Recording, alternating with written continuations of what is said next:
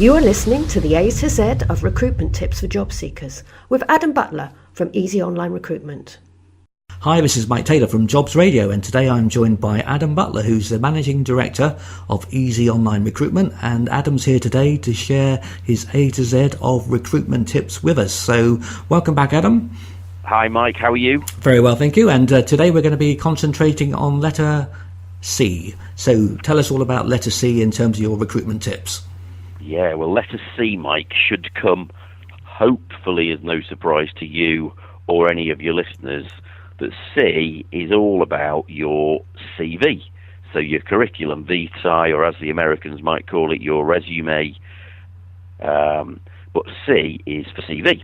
So I think I mentioned on the last piece that we did in the alphabet around bullet points that your CV is really your core marketing document. The pursuit of a career advancement or the pursuit of looking for a new job or a new job within an existing organisation is just a marketing task. Just in the same way that if you're a marketeer or a salesperson, you're looking for new business, it's all a marketing task. So a job seeker needs to become a supreme self-marketer, which will no doubt seem more comfortable with some than others. But at the end of the day, your CV is the key to unlocking the door. The CV is the thing that you're most likely to get asked for if you're applying for a job, and it's certainly going to be the thing that gets you invited in for further investigation. Is that something that you'd agree with, Mike? Yeah, I think sometimes people think the CV gets them the job. Like you say, it gets them the introduction for someone who's got that on their desk to decide, yes, I'd like to see that person, either a telephone interview or face-to-face interview. Exactly right. And actually, just like again with marketing, often what you're looking for is the next step rather than the final step. I'm sure we'd all love to go from a £20,000 a year telesales job in Manchester to a £250,000 a year sales director job in Canary Wharf, but actually there's usually steps to be had in the journey in order to get you there. And just like when we were looking at the action plan back in the first week we had our conversations, this is about taking the next step. And your CV should be designed as that marketing document, self-marketing, self-positioning document to get you to the next step. And actually, back many, many years ago, in my formative years, I had some time selling cars, Mike. I don't know if you knew that. No, I didn't. No, that's interesting. No. I actually sold the finance on the cars. I was the business manager at Inchcape Renault in Southampton. So apologies to any of your listeners that might have been around circa 1996 looking to buy cars from Renault in Southampton, but that would have been me that sold it to them. And what we always used to say was in our morning sales meetings was bums on seats sell cars. And the point was, you've got to take your customer from the lot. You've got to get them into the car, feeling what it's like to sit in the seat and touch the steering wheel, and talking to them about how they imagine using the car in their day-to-day life. And that was all about getting them onto a test drive.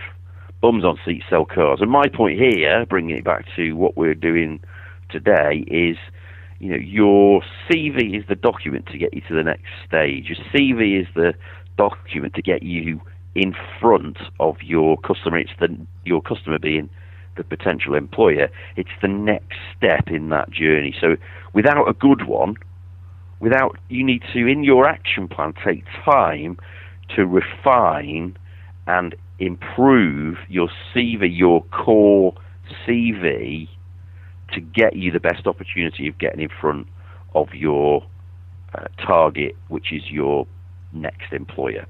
And actually, Mike, there's something else that's really important there. You design a core CV. This is the one that you use generically, perhaps on job boards or putting yourself forward via LinkedIn or wherever else it is. And from there, your CV, every time where possible, should be tailored to the specific job that you're looking at applying for. Or if you've got on your action list the top 10 employers that you'd like to work for.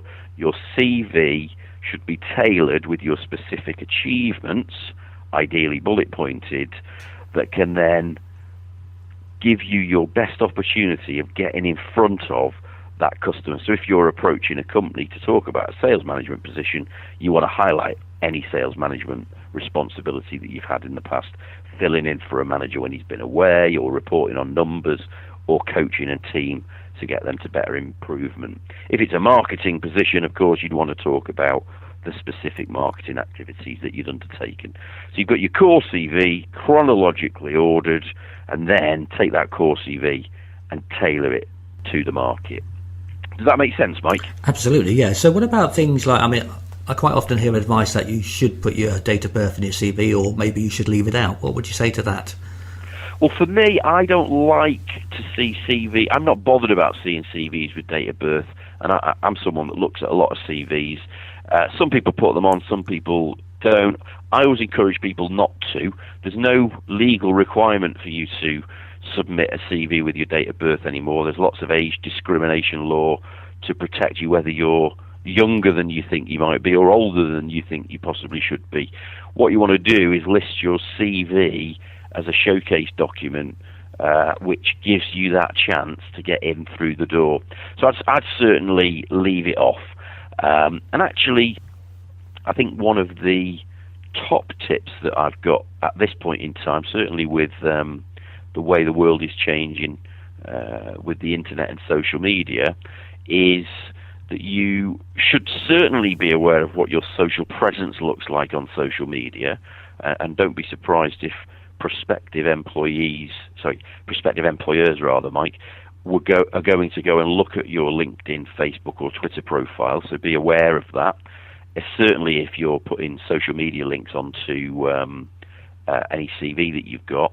But actually, a great way of standing out with the CV these days, this is probably my number one tip for CVs at the moment, is to use some kind of infographics on there. So bring your CV to life with colour, or you find a tool online somewhere that will help you create infographics. If you're talking about taking sales from one place to another, find a way of graphically representing that.